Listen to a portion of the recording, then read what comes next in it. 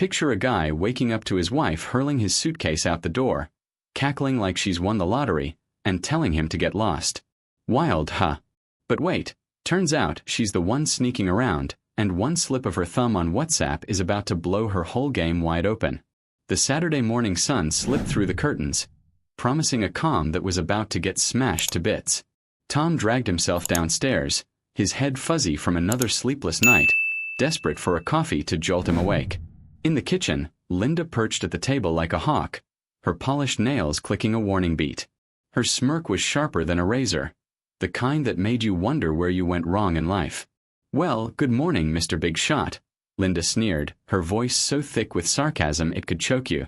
"Have a nice snooze? Or were you too busy dreaming of your work buddies to give a darn about me?" Her gaze flicked to a suitcase by the door, packed so tight it looked like it might explode. Tom's heart skipped, his brain still slogging through fog. "What's up with the bag, Lynn?" he asked, scratching his neck, hoping this was some sick joke. "Oh, darling," she cooed, her grin wicked enough to scare off a bear. "That's your new life, all boxed up." "I packed it with zero love. My pleasure." She took a slow sip of her latte, her eyes boring into him like lasers. "Figured you'd need your stuff when you crash at Dave's or whatever hole you slink into."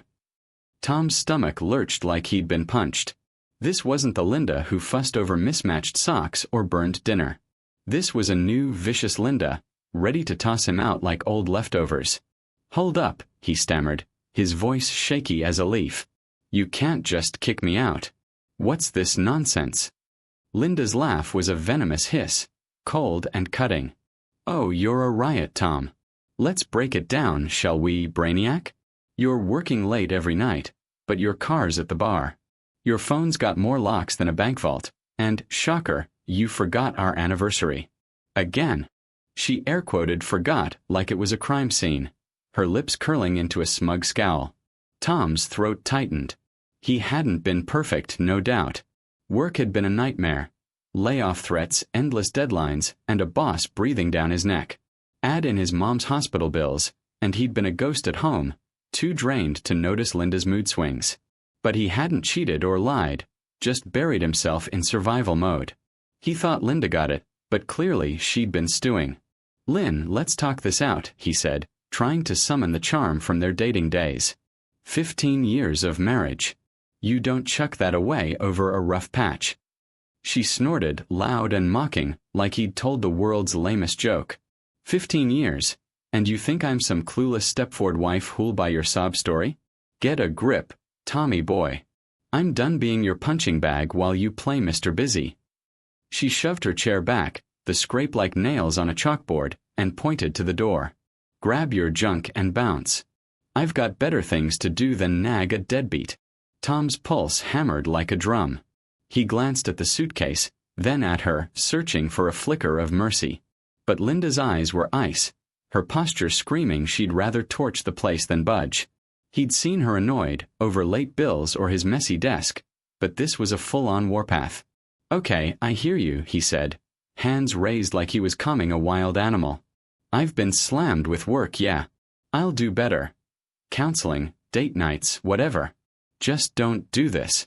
Linda crossed her arms, her red nails glinting like stop signs. "Counseling? Oh, that's rich. You think a therapist's gonna fix your zombie act and your zero effort? Please." She leaned in, her voice a low snarl.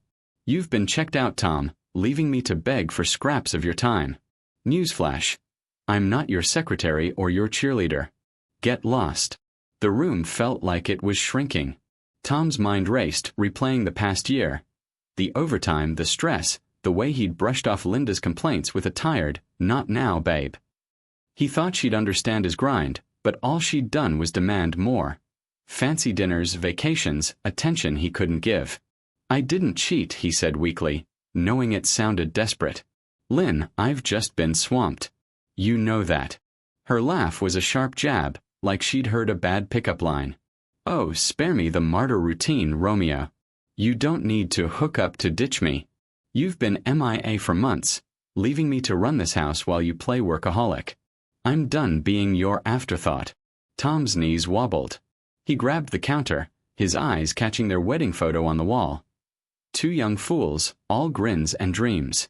That felt like a distant memory, before life's pressures and Linda's endless expectations wore him thin. Or maybe he'd let her down without realizing. "Linda, I love you," he tried, his voice cracking with panic. "We can fix this. I'll make time." She tilted her head, studying him like a bug she was about to squash. "Love. That's cute. You love your job, your stress, your excuses. Me. I'm just the chick who picks up your slack and gets nothing but whines." She waved at the suitcase, her tone colder than a freezer. "Doors that way, champ. Don't let it smack you on the way out." Tom's chest felt like a vice. He wanted to argue, to beg, but her glare shut him down. She wasn't bluffing. He shuffled to the suitcase, each step heavy as lead. The handle was cold, taunting his defeat. He glanced back, praying for a last-second save, but Linda was scrolling her phone like he was already gone. Outside, the morning air stung like a slap. The neighborhood was dead quiet, making his humiliation echo. His car was parked sloppy in the driveway, another thing Linda probably hated. He tossed the suitcase in the trunk, his head spinning. Where to? Dave's. A motel? He barely had enough for coffee, let alone a place to crash. As he slid into the driver's seat, his phone pinged, a WhatsApp notification from Linda. His heart leapt, hoping for a change of heart. He opened it, and the words hit like a sledgehammer. "Mark last night was fire. Can't wait to ditch this loser for good. Meet me at 8. Before he could process, the message vanished, deleted for both, Linda's quick fingers trying to cover her tracks. But Tom had seen it clear as day. His blood turned to ice. Mark, the yoga instructor she'd been training with? It all clicked. Her late nights, new outfits, the way she'd stopped caring about his long hours. Tom hadn't been cheating. He'd been drowning in work, trying to keep their life afloat. But Linda, whining about his distance, had been sneaking around with some gym rat, twisting the blame onto him. The betrayal burned hotter than her sarcasm. She'd staged this whole eviction, painting him as the bad guy to justify her affair.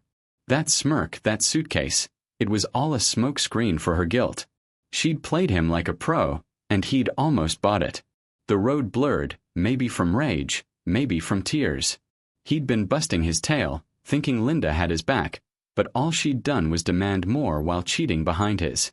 The irony was brutal. He'd been the loyal one, and she'd turned him into the fool. He started the car, the engine's roar matching his fury. Part of him wanted to storm back, shove the truth in her face, but what was the point? She'd lied, cheated, and kicked him out to hide it. He drove off, the streetlights fading behind him. Where to? He didn't know. But one thing was clear. Linda wasn't the victim she'd pretended to be. And Tom, broken but awake, wasn't going back to her lies. The sun climbed, throwing stark light on the empty roads. Tom's phone buzzed again. Probably Dave, ready to offer a couch. He ignored it, too raw to talk. Linda's message replayed in his head, her betrayal sharper than her words. Loser. Afterthought. She'd thrown his struggles in his face, all while hiding her affair. He pulled into a gas station, the neon sign flickering like his future. As he filled the tank, he thought about the past year. His grind, her tantrums, the way he'd tried to explain his stress but got shut down. She'd never listened, just demanded more while sneaking off with Mark. Maybe he'd been too tired to see it. Or maybe she'd always been better at deception. Back in the car, he stared at the horizon. The road stretched out, uncertain and harsh, like the life he'd have to rebuild. He could confront her, expose her lies, but for now he'd drive, find his footing, and start over without the woman who'd broken his trust and his heart.